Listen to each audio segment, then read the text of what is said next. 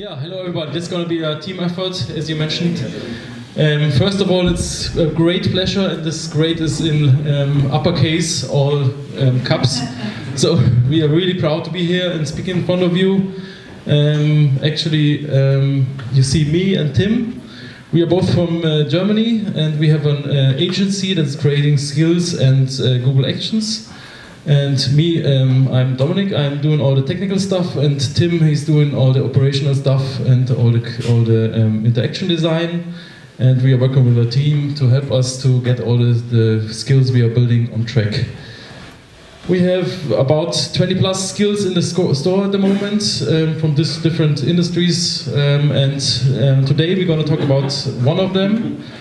And this is going to be the Malteser skill, and I hope this will be some kind of a case study for you and see how we approach things and how you can start off from the scratch and make some experiences and learn from what you're doing, and then publish the skill and get customers for your skill, and in the end have a good product that's going to be loved by the clients. And Tim is going to tell you the story how this small skill developed into one of our skills.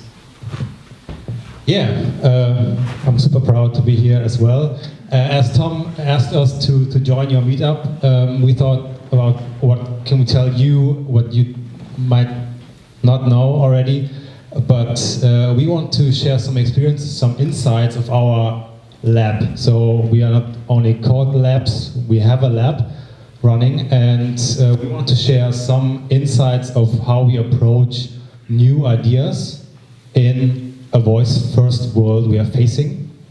So I'm going to tell you how an idea becomes a product at 169 Labs. So we are doing skills and Google Actions for our clients, but we always think about what could be nice ideas and nice products in a voice-first world. So we are thinking about solving a problem and making maximal use of the technology's unique selling proposition. And you can put in there solving a real existing or a true problem here, maybe. And you see the small description in 4 hours. And I want to share the story of the Malteser skill with you that started during a hackathon last year in April, in Cologne, and we took part at this hackathon, and we had the idea of it was an Alexa hackathon, and we had the idea of solving a real existing problem with a maximal use of the technology's unique selling proposition. So we thought about helping senior citizens, elderly people, in case of emergency. You might know Ask My Buddy, that didn't exist in Germany. And we have this problem with these traditional live alert systems for people at home. You might know this from Lifeline 24. I think it's maybe one of the known products here in the UK. We have some of these providers in Germany as well. So you have this red button on your wrist or as bracelet, and you can push the red button to call, to call emergency. So there's a blind spot of these traditional systems existing. It's when users forget to wear this button or can't push it because their arms are maybe broken. So we thought about can voice here help to solve this problem or to bring an added value to this problem. So we thought about having a voice-controlled live alert, and we didn't know about Ask My Buddy. We created this idea during the hackathon in 4 hours. Yeah, we faked it a bit, but in the end, we won the first prize with this idea because we solved a real existing problem with our idea, and it was, we were able, it was before messaging and all the other stuff came up at Alexa, we were able to say, Alexa, I have a problem, or it's an emergency case, and then we made it possible to call a person and to tell them, okay, there's this user XYZ who wants to be, who needs help. And sometimes, or most of the cases, or the products that are created during hackathons, they die until at the end of a hackathon. And we thought, after the good feedback of the audience, we thought, okay, let's get one step further. From a hackathon result to a product in 100 days was our challenge. And our plan was, okay, we have to define an MVP and build it. That means in the voice context, identifying the most relevant use case and focus on that use case and not having a tons of features, solving one problem with one skill. And afterwards, find a name, get a lawyer, find a new name, and launch it. And 100 days later, Livio was launched in Germany, and it's like, it says, Alexa, start the emergency alert, okay?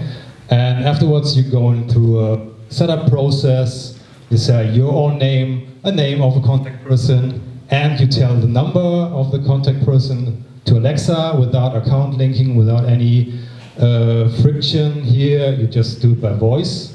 And afterwards, you can say, Alexa, I have a problem, I need help, call XYZ, and we do all the service behind it with voice over IP.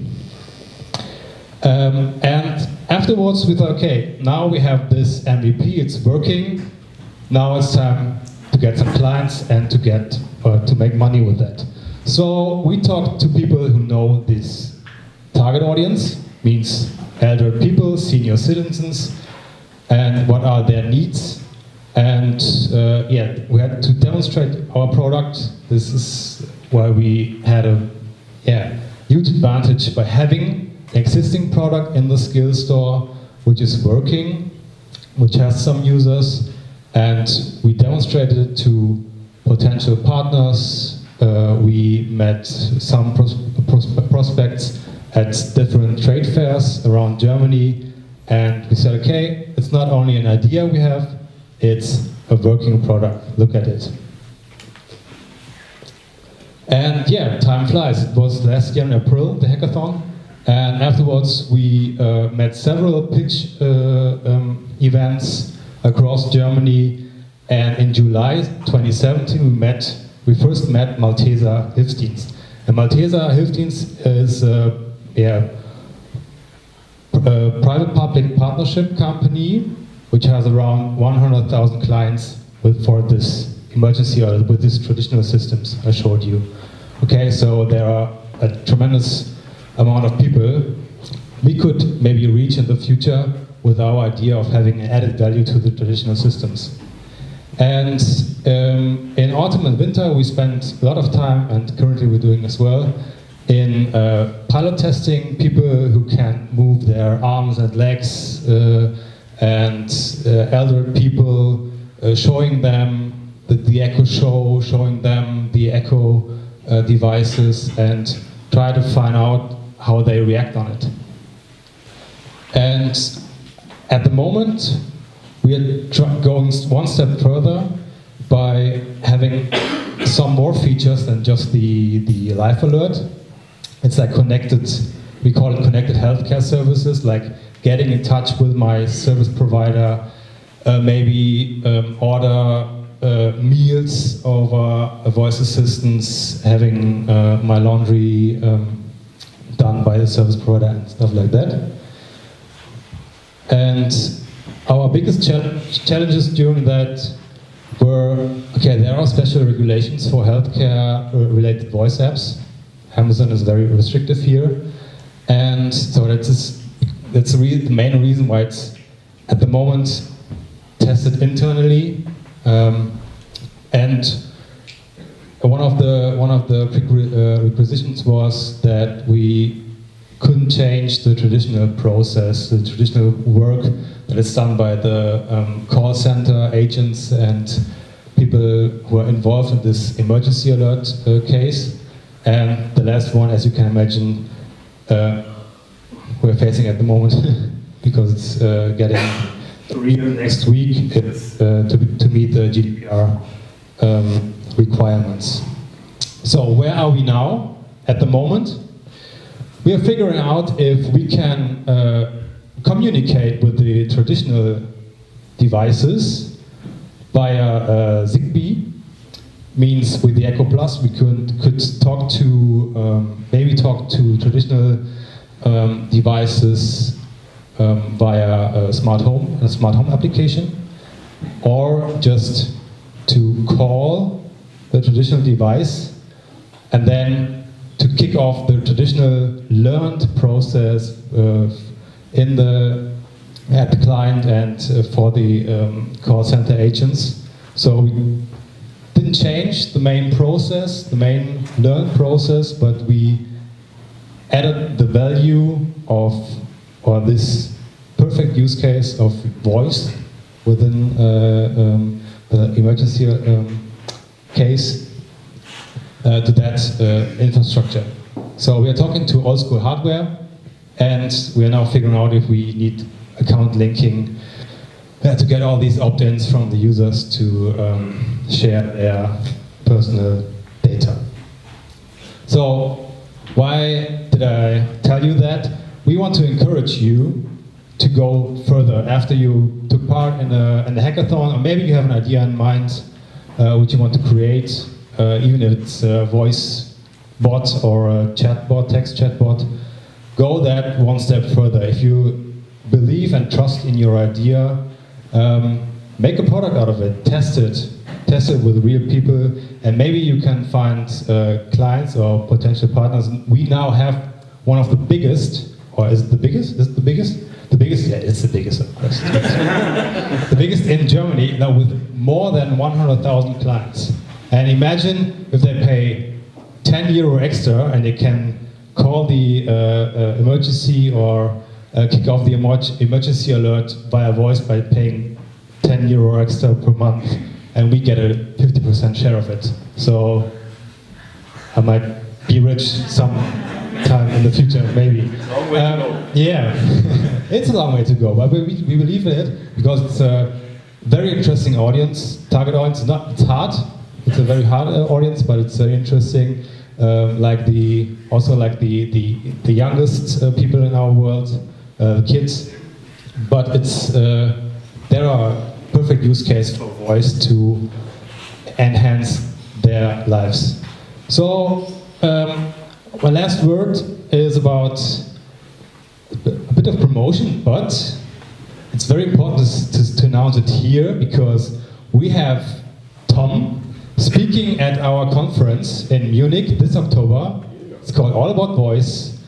All information at allaboutvoice.io, and you meet very interesting people like Tom there. And if you want to meet her in person, we also have Karen there, who's sharing her experiences in a voice-first future. So if you have questions regarding our journey or regarding our approach, how we get products or ideas to products or to MVPs and skills, just ask us. We are around here to grab some beers afterwards. Yeah. Okay. And then I just have to say thank you and.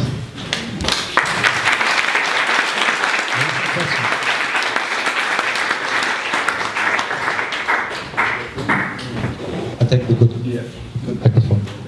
Right, any questions? Yep. I feel really bad because I've got about 5,000 questions to ask you, but I'll leave it to 3. Okay. First of all, Alexa, you have to ask Alexa, you have to initialize Alexa before it doesn't do push notifications. So if I was ill and an old person on the floor and I didn't say Alexa, how would your product work? That's number 1. Number 2, voice analysis. So if my arm was falling off and I said, ouch, it hurts, or ouch, it hurts.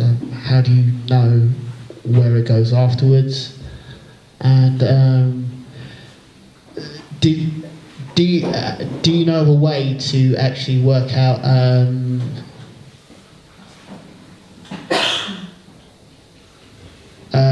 you know, like if you're joking about it or if you're sarcasm. Yeah. Okay. Thank you. Okay, so I think the first two questions lead to the same answer.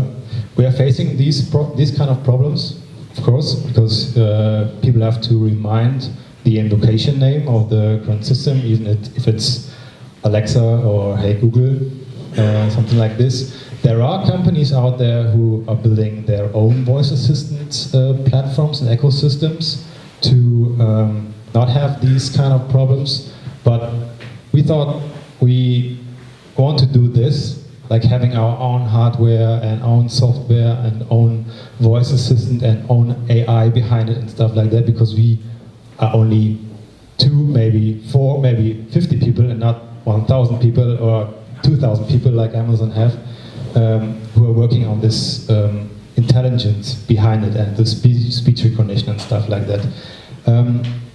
We are thinking about the people who live or who become senior citizens maybe in 5 or 10 years. We tried now to approach the current target audience in this this age range, but it's very hard, as you mentioned, and it's true that there are some kind of problems by getting used to the technology itself, but that's not only a problem of the elder people, it's a problem at the moment for all of us, not to know what can I ask this technology and what kind of answers does the technology have for me. So at the moment we are learning from the very hard target audience, but I think in 5 or 10 or 15 years, people will do expect that there are services like this. So we are thinking, like in what is relevant in 5 or 10 years from now. And the last one, what was it? I forgot it. Sorry. That's maybe the same problem. We have like a spam filter on our system. Like you cannot more than 3 or 5 times a day. You cannot call your contact person or your person in case of emergency, and all the other stuff, sarcasm and stuff like that. Like Karen mentioned, it's at the moment it's not. Alexa is not able to understand it, but from technical perspective, it would be possible, I think, at the moment, but it wouldn't be that good at the moment, I think. I was thinking back to the early days of mobile phones. And I remember one of the big sells of mobile phones or handies was that they were for safety, that you would keep one in the car as a just in case if you got lost or got in an accident or ran out of gas, something like that. And that was for all age ranges. So I wonder if you have a safety-oriented skill or action, why limit it to the elderly? Why not just have it for all people? Because even the most healthy people, they fall down or they might bump into something, need help. Yeah, and this was our approach with our product I mentioned. It's called Livio, because it might be there for anyone. There might be people in the 30s or in the 40s who wants to have something that makes their life more safe, but of course they don't want to wear this red button on their wrist or on their bracelet. And so we thought anyone who has an Alexa device at home can use our product, and in a case of emergency can contact a person, maybe a neighbor or their sons or daughters, And there are also people who have just for a couple of weeks a broken arm or stuff like that. And we are now focusing on, it's a hard target audience with the people from 70 plus at the moment, because the only technology they had to face in their lives was the TV and the radio maybe. But they are like a bit like the kids approach the technology. Just when they know that they have to say Alexa in front of every command, there are people who know or who get used to it, and they say, you might know Orbiter from, there's a very interesting company, it's called Orbiter.ai in the US, who do some similar stuff like we do in Germany. And there was a lady who said, okay, my first thought was, okay, why do I need this? And then she got used to it, and she said, okay, it's like a separate person in a room, and I can talk to her like, Alexa, hey, what are my activities for today, or stuff like that. And that's a huge advantage of Alexa, in the opposite of Google, because Alexa is like a person name, not like a technology provider. There's one or two other questions in the back, maybe or 3 or 4 or 5. Hey, Kai.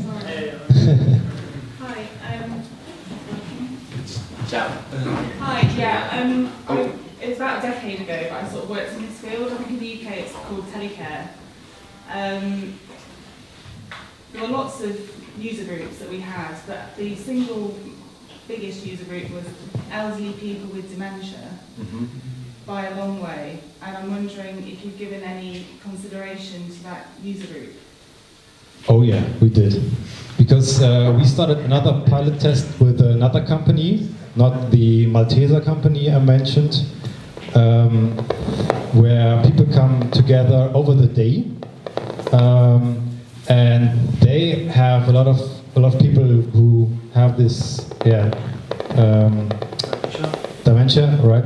And what we tried there, or what they used the most, but because we just put 2 Alexa Echo Show devices into their meeting room, or the room where they had spent time together over the day, and what they used was kind of a brain training stuff, and asking for the weather, and there were people who were used to read the news in the newspaper, and by putting in an Echo Show, they moved to going to the Alexa device or Echo device with 4 or 5 people together, and have read the news by Alexa. And that was very interesting. It was these simple things they used, and I think there are a lot of use cases like brain training, and other simple trivia stuff they can remind. And when they get used to the technology over maybe weeks or months, maybe they would even remind to ask Alexa for help in case of emergency. Maybe we have no proof at the moment for that, but it's our hope. Thank you. Hi. So in the case of the service that you created with Malteser, who would be paying for the actual device? So would it be the user, so the elderly person, or is it Malteser, or is it the insurance? Does that depend whether it's public healthcare or private healthcare in Germany, or I don't know, how's that structured? That's I could see it being potentially a bit complicated to set up. Yeah, that's a good question. We think that people will buy their devices by themselves, because there are so many features in this device, like having radio, weather, and stuff like that. It's all built into that device. We don't have to sell these features. That's, I think, a huge advantage. Like, okay, today I'm asking for the weather, tomorrow I'm playing radio, and maybe in in a week, in a month or two, I'm asking for help for this device. I have no dedicated device to call the help, or to have an emergency alert. I have a device which I'm talking to every day by using the most simple features we can imagine or we have at the moment. So this is kind of a good way to approach and to get used to the technology, we think. Because I think Amazon or the provider itself won't be able to sell the actual devices to the people. It's not allowed by Amazon at the moment. Maybe there will be. Support. Yeah, maybe they will support the initial cost of getting 5 or 6 or 7 devices for their homes. Thank you. Are you ready for one more? Yeah, maybe one more. Maybe Dominik? Yeah. Yeah? You fell asleep. What was the question? I'll be quick. Just 2 questions, but very quick. I'm assuming that this is in German at the moment. Yep. Yeah. How easy would it mean you took 100 days to develop it, but before you went to the lawyers, gave it a name and all the rest of it? How easy would it be for it to be adopted first in other languages, but most important in languages that are inflected dependent, like Mandarin, for example, where the same word on 4 different, for each word there's 4 different tones, for example. So that's one question. The second question, completely unrelated, is when you went to the lawyers, what did they tell you about the potential liability? In other words, somebody wishes for the call, your system doesn't work. How did you handle that? I'm getting the really hard questions. Thank you. So concerning other languages, I think like the already supported languages like English and French are really easy to put in. So the translation of the skill would be really easy, just having a different language. About Mandarin, I'm not a linguist, so I'm not sure. I have no experience in different, like one word for different meanings. But I presume that like the technology or the AI must learn what the intention of this potential word would be in this context and then interpret it. So I think this is up to the technology providers and not to the developers to have a say here what's the interpretation of the current word would be. So, but let's see when we face the problem that the Amazon devices will be provided in Mandarin, and then we will see what we can do. And the other one was about the liability. For sure, this is a big issue if you provide a service that where a life depends on the service. So at the moment we